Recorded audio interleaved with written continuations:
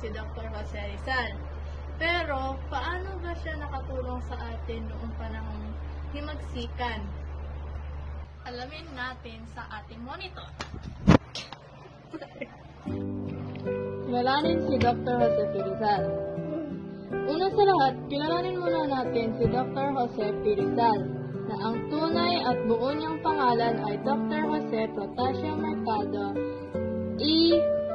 Alonso Realonda. Ipinanganak siya noong taong 1861 sa Calamba, Laguna.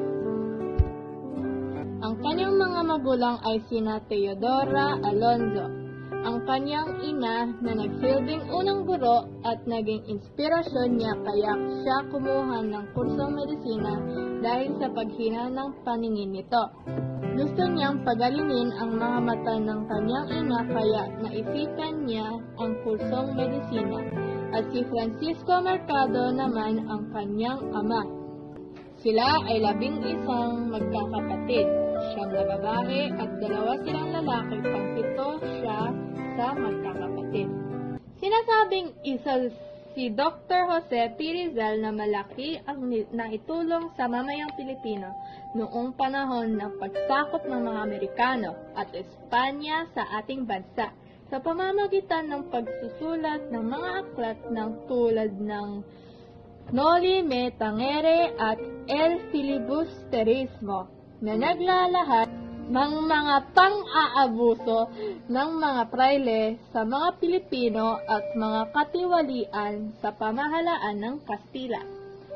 Ang unang sinulat na aklat niya ang Noli Me Tangere na sinulat noong taong 1887. Paglayo, noong nag-aaral siya ng medisina sa Madrid. Sumunod ang El Filibusterismo na karugtong ng Noli Me Tangere noong taong 1891 habang nag-aaral siya ng medisina naman sa Calamba. Ito ay tungkol sa 3 pari martir na sina Gomburza, Gomez, Burgos at Zamora. Noong taong 1892, nang umuwi si Dr. Jose P. Rizal, nagtatag din siya ng samahan at tinawag itong La Liga Filipina, na ang layunin ay ang pagkakaisa ng mga Pilipino at maitaguyod ng pag-unlad ng komersyo, industriya at agrikultura.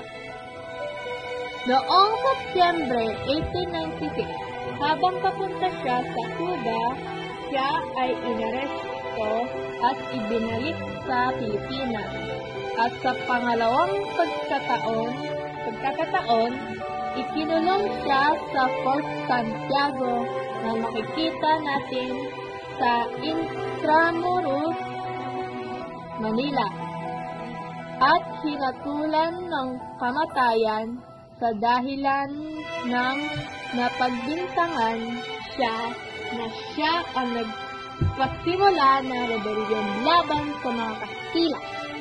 Pero, bago dumating ang kanyang katapusan, naisulat niya ang Ni Ultimo Adios, ang huling paalam. Yon, upang magmulat sa mga sumusunod pang henerasyon na maging makakabayan.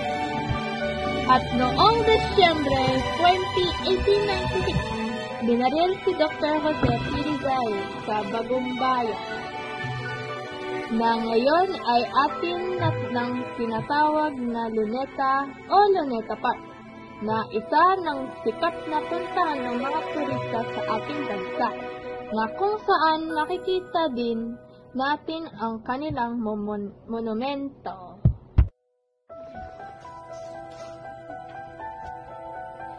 Para sa akin, nararapat lang na siya ay ang pambansang bayani ng ating bansa dahil sa kanyang pagmamahal sa kanyang pamilya at sa taong bayan.